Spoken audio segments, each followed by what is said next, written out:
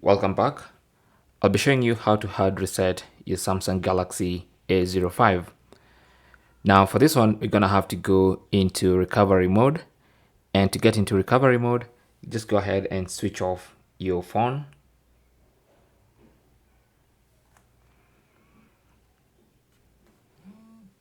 And with the phone off, you want to press and hold the power plus volume up buttons until the Samsung logo appears, and then release the power button while still holding the volume up button, and that should take you into recovery mode. So power, volume up, press and hold, just keep holding.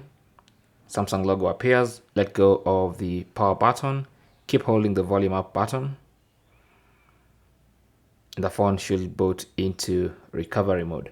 Now inside recovery mode, you can scroll using the volume rockers, volume down to scroll down and volume up to scroll up.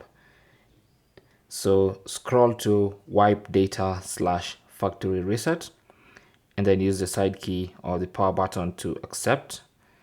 And then it says wipe all user data. This cannot be undone.